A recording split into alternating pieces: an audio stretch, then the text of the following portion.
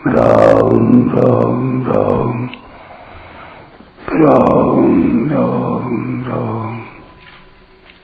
राम राम राम नारायण नारायण। किसी कारणवश भोगों का वियोग हो जाने से मनुष्य उन भोगों को याद कर करके दुखी होता है।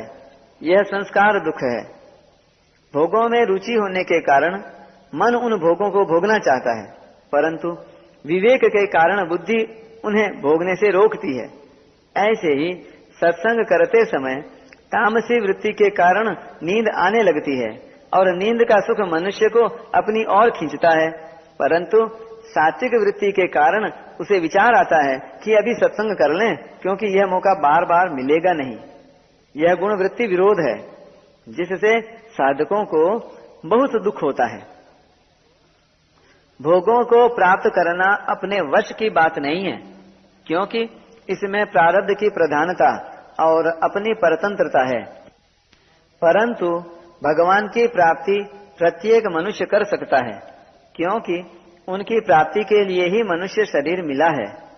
भोग दो मनुष्यों को भी समान रूप से प्राप्त नहीं हो सकते, पर भगवान मनुष्य मात्र को समान रूप से प्राप्त हो सकते हैं। सत्ययुग में बड़े बड़े ऋषियों को जो भगवान प्राप्त हुए थे, वही आज कलयुग में भी सबको प्राप्त हो सकते हैं। भोगों की प्राप्ति सदा के लिए नहीं होती और सबके लिए नहीं होती, परंतु भगवान की प्राप्ति सदा के लिए होती है और सबके लिए होती है। तात्पर्य यह हुआ कि भोगों की प्राप्ति में, यानी जड़ता की प्राप्ति में तो विभिन्नता रहती ही है, पर उनके त्याग में सब एक हो जाते हैं। एव पद का तात्पर्य है कि भोग निस्संदेह और निश्चित रूप से दुख के कारण हैं। उनमें सुख प्रतीत होने पर भी वास्तव में सुख का लेश भी नहीं है। न तेषु रमते बुधः। साधारण मनुष्य को जिन भोगों में सुख प्रतीत होता है, उन भोगों को विवेकशील मनुष्य दुख रूप ही समझता है, इसलिए वह उन भोगों में रमण नहीं करता, उनके अधीन नहीं होता। विवेकी मनुष्य को इस बात का ज्ञान रहता है कि संसार के समस्त दुख, संताप, पाप, नरक आदि संयोगजन्य सुख की इच्छा पर ही आधारित हैं। अपने इस ज्ञान को महत्व देने से ही वह बुद्धिमान है, परंतु जिसने यह जान लिया है कि भोग दुखप्रद हैं, फिर भी भोगों की कामना करता है और उनमें ही रमण करता है, वह वास्तव में अपने ज्ञान को पूर्ण रूप से महत्व न देने के कारण बुद्धिमान कहलाने का अधिकारी नहीं है।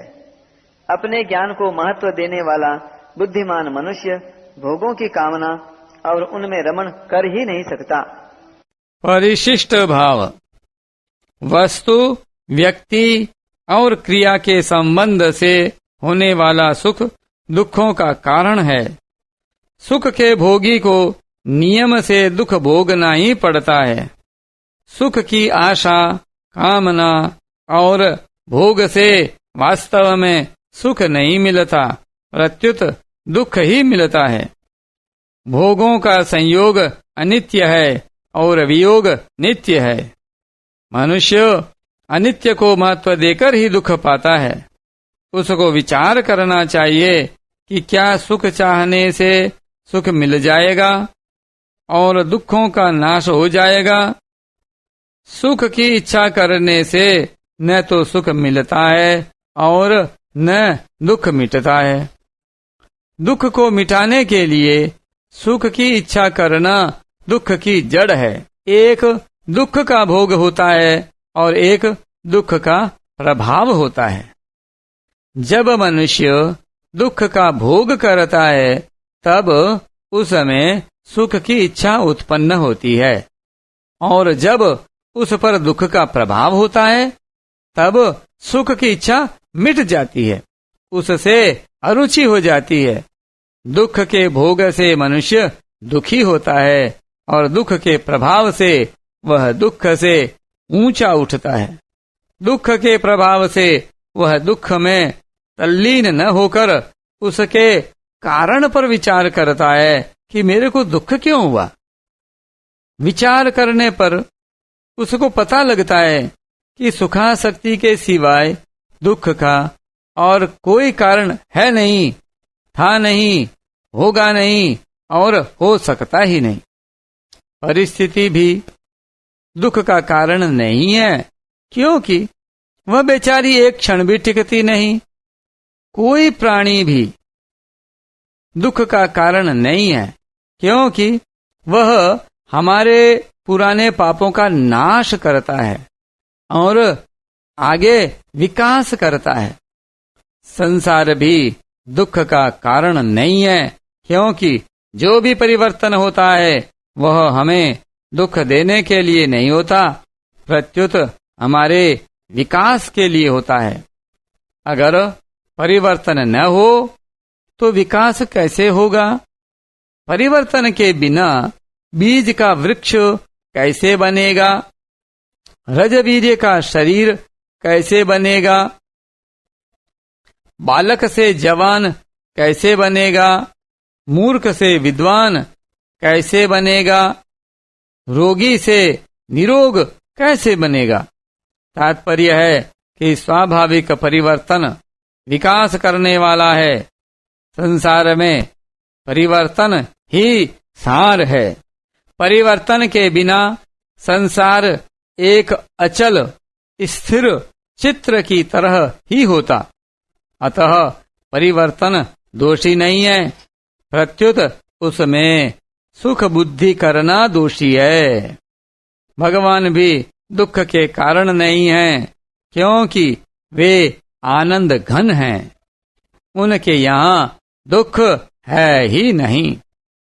न तेषु रमते बुधः, विवेकी मनुष्य भोगों में रमण नहीं करता, क्योंकि भोगों की कामना विवेकियों की नित्य वैरी है।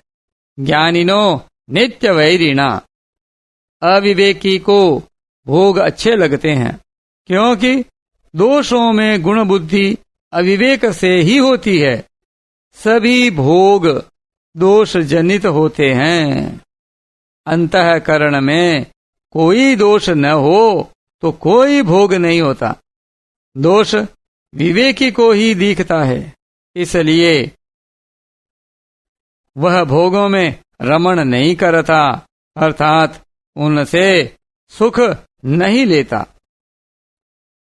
विवेकी मनुष्य उस वस्तु को नहीं चाहता जो सदा उसके साथ न रहे।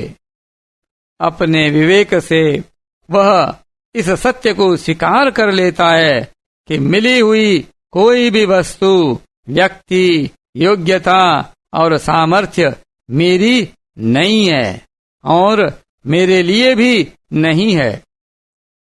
इतना ही नहीं, अनंत सृष्टि में कोई भी वस्तु ऐसी नहीं है जो मेरी हो और मेरे लिए हो। प्यारी से प्यारी वस्तु भी सदा के लिए मेरी नहीं है।